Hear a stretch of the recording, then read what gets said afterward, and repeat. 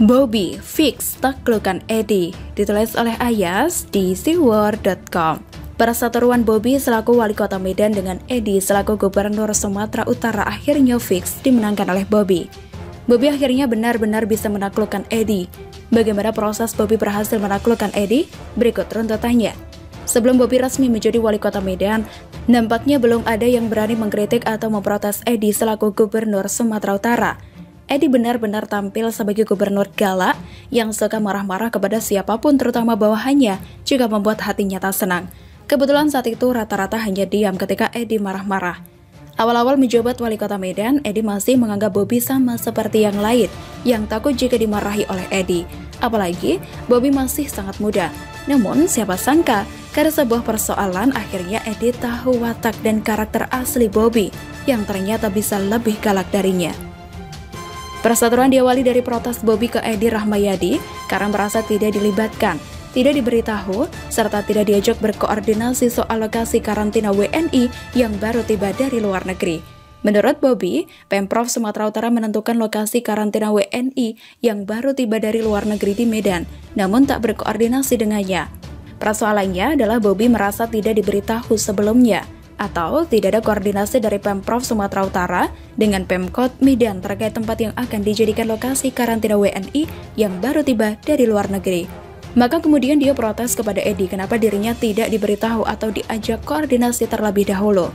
Mendapat protes dari wali kota wali kota baru yang masih sangat muda, Edi Rahmayadi naik pitam dan merasa tidak terima. Memangnya Bobby itu siapa sampai berani protes ke dia? Begitu mungkin, pikir Edi. Edi sempat memberikan ultimatum kepada Bobby agar jangan membuat dirinya marah. Edi mengaku heran Bobby tak mengetahui lokasi karantina tersebut.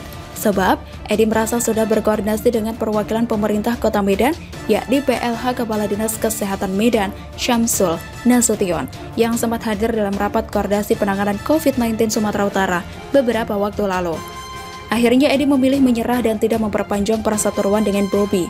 Kadis Kominfo Sumatera Utara Irman Umar menyebut, tidak ada masalah antara Gubernur Sumatera Utara Edi Rahmayadi dan Wali Kota Medan Bobby Nasution. Hubungan keduanya saat ini sedang baik-baik saja. Irman Umar sempat mengarang cerita bahwa Edi telah teleponan dengan Bobby. Padahal hal itu dibantah oleh Bobby. Menurut Bobby, dirinya tidak teleponan dengan Edi. Kesimpulannya, Edi tak ingin memperpanjang perseteruan dengan Bobby. Puncaknya adalah saat hari Lebaran, di mana Bobby bersama istrinya Kahiyang berkunjung ke rumah dinas Edi. Hari itu menjadi bukti bahwa Bobby benar-benar menaklukkan Edi. Edi mengaku menerima kunjungan Wali Kota Medan Bobby Nasution di rumah dinas. Kehadiran Bobby dan Kahiyang Ayu dalam suasana Lebaran 2021. Hal itu diungkap Edi melalui akun Instagram resminya @edi_rahmayadi, Jumat 14 Mei 2021. Edi menyebut keluarganya dan keluarga Bobby sudah dekat sejak dulu. @BobbyNST beserta @Ayang Kahiyang hadir di rumah dinas. Tidak hanya sekadar mitra dalam pemerintahan, tapi juga bagian dari keluarga. Jadi memang keluarga saya dengan keluarga Bobby sejak dulu dekat, dan alhamdulillah sampai saat ini masih saling mengunjungi, tulis Edi. Edi juga mengucapkan selamat lebaran kepada Bobby dan keluarga. Selamat berlebaran untuk Bobby Nasution bersama keluarga. Semoga sehat-sehat selalu dan tetap semangat mengabdi kepada masyarakat Kota Medan, tulisnya. Kunjungan Bobby ke Edi menunjukkan bahwa Bobby benar-benar sudah mampu berpikir dewasa. Dia sama sekali tidak menganggap perseteruannya dengan Edi sebagai suatu masalah. Meskipun dia sempat memprotes Edi, tapi dirinya sama sekali tidak membenci Edi. Dia tetap menghormati Edi sebagai atasannya. Sikap mulia Bobby benar-benar membuat Edi tak berdaya. Edi yang biasanya suka marah-marah, benar-benar dibuat tak berkutik oleh Bobby sampai kemudian Edi membuat pengakuan kalau dirinya dengan Bobby sudah dekat sejak lama. Luar biasa, Bobby sama sekali tidak pernah membuat pengakuan apapun dengan Edi. Bobby tak pernah mengaku hubungannya baik-baik saja dengan Edi. Bobby juga tak pernah mengaku ada kedekatan dengan Edi. Dari sini terlihat siapa yang lebih superior, siapa yang inferior, siapa yang menaklukkan, siapa yang ditaklukkan. Fix, Bobby pemenang. Fix, Bobby pemenangnya. Kemarin ngaku Nabi Israel, sekarang Amin Rais kecam Pangeran Arab dukung Israel. Ditulis oleh Jaya Wijaya di siwar.com. Entah apa tujuan hidup Amin Rais setelah tua bukannya semakin bijak, tapi malah semakin banyak membuat kontroversi. Kali ini dia mengecam dengan keras Pangeran Arab karena terkesan diam terhadap Israel.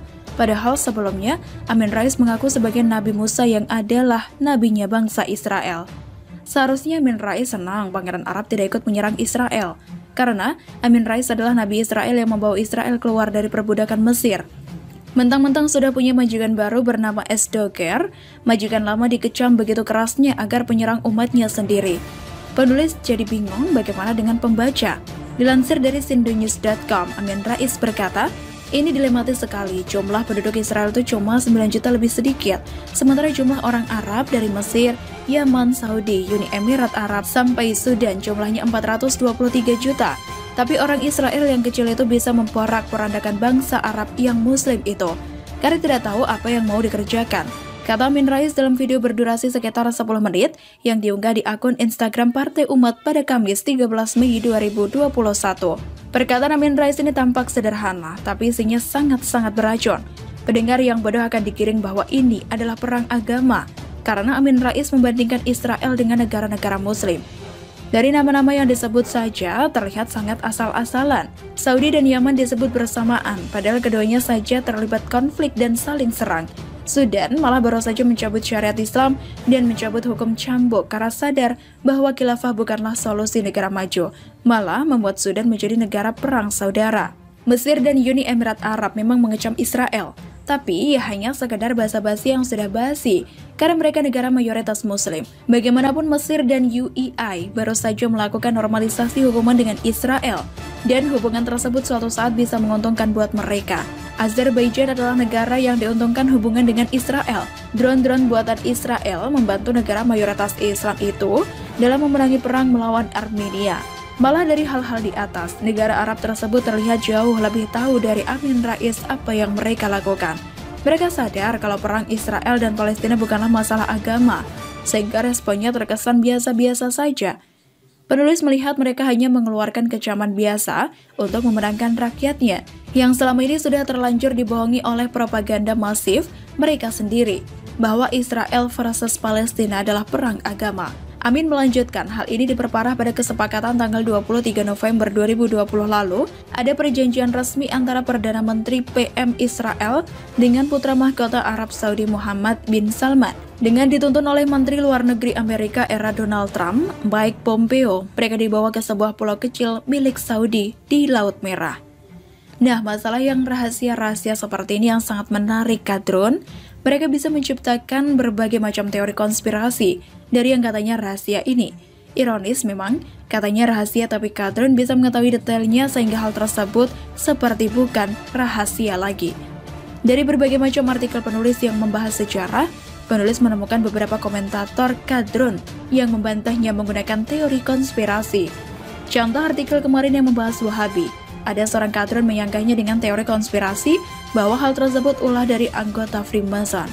Hal-hal seperti ini bisa sangat dipercaya dibanding data sumber sejarah resmi, dengan alasan bahwa sejarah ditulis oleh pemenang. Memang sejarah ditulis berdasarkan sudut pandang pemenang, tapi bukan berarti yang kalah bebas membantah dengan teori seenak udel. Sejarah Wahabi yang diakui negara-negara Islam dibantah dengan teori konspirasi. Itu namanya kebablasan. Wajar jadi pihak yang kalah. Kalau untuk membantah data dengan data saja tidak bisa.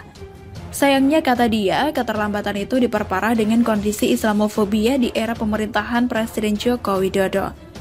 Setelah lama ngalor ngidul membahas negara Arab, akhirnya Amin Rais sampai pada kesimpulan bahwa semua ini salah Jokowi. Aduh, jadi kalau negara Islam tidak kompak dan Pangeran Arab bekerja sama dengan Israel, artinya semua itu salah Jokowi. Justru orang-orang seperti Amin Rais ini yang membuat Islamofobia karena berbicara mengandalkan kebencian dan hoax. Sebagai Nabi Musa KW 2021, seharusnya tingkah Israel tersebut adalah kesalahan Amin Rais yang tidak bisa mengatur umatnya sendiri, bangsa Israel. Begitulah.